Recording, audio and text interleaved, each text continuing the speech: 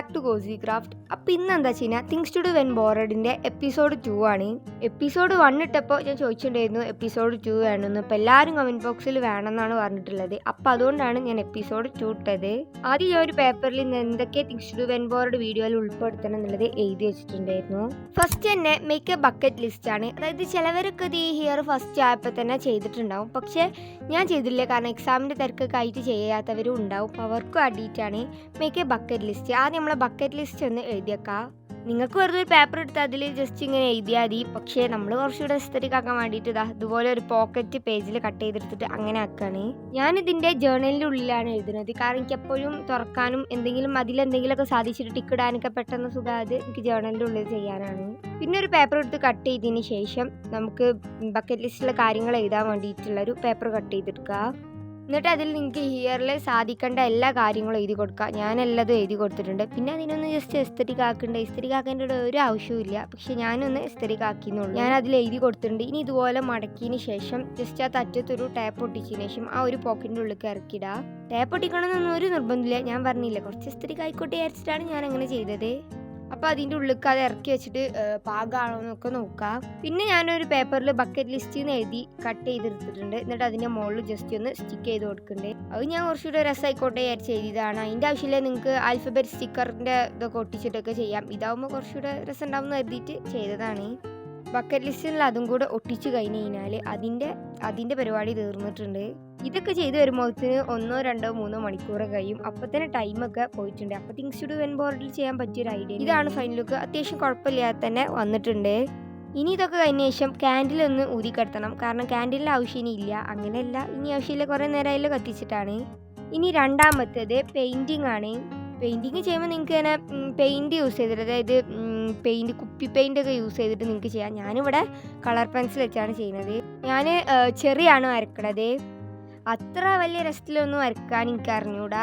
പിന്നെ ഇങ്ങനെ വരച്ച് നമ്മൾ പഠിക്കുക. ഇങ്ങനത്തെ ഒരു ചെറിയാണ് വരക്കാനാണ് ഉദ്ദേശിക്കുന്നത്. പക്ഷെ അതേപോലെയല്ലേ വരിക, അതേപോലെ എടുത്തുകൂടെ പോലും പോയിട്ടില്ല വരച്ചത്. ഇതിൽ വരച്ചിട്ടുള്ളത് ഓയിൽ പേസ്റ്റിൽ വെച്ചിട്ടാണ്. പക്ഷെ നമ്മൾ ചെയ്യുന്നത് കളർ പെൻസിൽ വെച്ചിട്ടാണ്. കാരണം പെട്ടെന്ന് പണി കഴിയാൻ വേണ്ടിയിട്ടാണ്. വരച്ച് കഴിഞ്ഞപ്പോൾ അതിൻ്റെ അടുത്തും കൂടെ എത്തില്ല. ഇനി അതിൻ്റെ ബോർഡറൊക്കെ ഒന്ന് ഡിസൈൻ ചെയ്തിട്ട് എവിടെയെങ്കിലും പൊട്ടിച്ചേക്കുക. ഇതൊക്കെയാണ് വേറൊരു തിങ്സ് ടു ഡു വെൻ ബോറഡിൻ്റെ ഐഡിയ.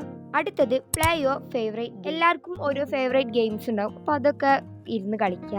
കുറേ ഫേവറേറ്റ്സ് ഗെയിം ഉണ്ടാവും. അപ്പോൾ നമ്മൾ അതിലേതെങ്കിലുമൊക്കെ ഒന്നിട്ട് കളിക്കുക. ഞാൻ യൂണാണ് കളിക്കുന്നത്. അത്യാവശ്യം നല്ലൊരു ഗെയിം തന്നെയാണ്. ഇതിൻ്റെ ഒരു വൺ ഓഫ് മൈ ഫേവറേറ്റ് ഗെയിമും കൂടെയാണ്. ഇതിങ്ങനെ കളിച്ചിരുന്ന സമയം പോണത് അറിയില്ല. അത് വിചാരിച്ച് നിങ്ങൾ ഫുൾ ടൈമും ഇത് കളിച്ചിരിക്കരുത്. അങ്ങനെ ഗെയിം കുറച്ച് നേരം കളിച്ചിരിക്കുക. പിന്നെ ഞാൻ പറഞ്ഞിട്ട് ഇനി നമ്മുടെ ചാനലിൻ്റെ ഒരു ആനിവേഴ്സറി എത്താനുണ്ട്. അപ്പോൾ 500 സബ്സ്ക്രൈബേഴ്സ് ആക്കുക. ഇനി അടുത്തത് കുക്കിംഗ് ആണ്. നമ്മൾ പാൻ കേക്ക് ആണ് ഉണ്ടാക്കുന്നത്. ഫസ്റ്റ് തന്നെ ഒരു ബൗൾ എടുക്കുക. അതിലേക്ക് 2 മുട്ട പൊട്ടിച്ച് വയ്ക്കുക. പിന്നെ നിങ്ങൾ വിചാരിക്കരുത് കുക്കിംഗ് ചാനലായി മാറിയെന്ന്. അങ്ങനെയല്ല, ഞാനൊരു സിമ്പിൾ റെസിപ്പി നിങ്ങൾക്ക് ബോറടിച്ചുമ്പോൾ ട്രൈ ചെയ്യാൻ പറ്റിയത് പറഞ്ഞു തന്നതാണ്. പിന്നെ 1/2 കപ്പ് ഷുഗർ ആഡ് ചെയ്യുന്നുണ്ട്. നിങ്ങളെ മധുരം അനുസരിച്ച് നിങ്ങൾക്ക് അത്ര ആഡ് ചെയ്യാം. ഞാനിവിടെ 1/2 കപ്പ് ആഡ് ചെയ്യുന്നുള്ളൂ. അത്യാവശ്യം. പിന്നെ ഏലക്കാപ്പൊടി ചേർക്കുന്നുണ്ട്. നിങ്ങൾക്ക് വേണമെന്നുണ്ടെങ്കിൽ ഏലക്കായ് ചതച്ച് ഇട്ട് കൊടുക്കുക. നമ്മളിവിടെ പൊടിയാണ് വാനില എസൻസിന് പകരം ചേർത്ത് കൊടുക്കുന്നത്. പിന്നെ അതൊക്കെ കൂടെ ബാലൻസ് ആക്കാൻ കുറച്ച് ഉപ്പിൻ്റെ ഒരു പിഞ്ച് ഇട്ട് കൊടുക്കുന്നുണ്ട്. പിന്നെ 1/4 കപ്പ് മിൽക്കും ആഡ് ആക്കുന്നുണ്ട്. പിന്നെ മിക്സ് ചെയ്യുക. നല്ല മിക്സ് ആക്കി നല്ലോണം മിക്സ് ആക്കണം. പിന്നെ 2 ടേബിൾ സ്പൂൺ ഓയിൽ ഒഴിച്ചു കൊടുക്കുക. ഓയിലിന് പകരം ബട്ടർ ഇട്ട് കൊടുക്കുക കേട്ടോ. അപ്പോൾ എല്ലാവരും ഇതൊന്ന് വീട്ടിൽ ട്രൈ ചെയ്ത് നോക്കുക. നല്ല അടിപൊളി ടേസ്റ്റാണ്. എന്നിട്ട് മെല്ലെ മിക്സായി ചേരുന്ന അത്രക്കും മിക്സാക്കി നല്ല രീതിക്ക് മിക്സാക്കി എടുക്കണം.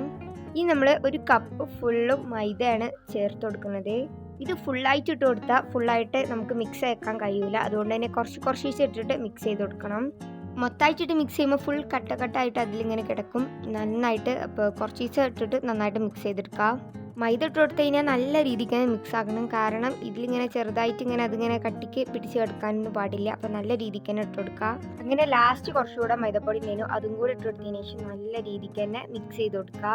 നിങ്ങൾക്ക് വേണമെന്നുണ്ടെങ്കിൽ എഗ്ഗിൻ്റെ അളവ് കൂട്ടാം, 3, 4 ഒക്കെ. നിങ്ങൾക്ക് കുറേ പാൻ കേക്ക്സ് കിട്ടും. ഇത് വെച്ചിട്ട് തന്നെ കുറച്ചധികം തന്നെ കിട്ടുന്നുണ്ട്.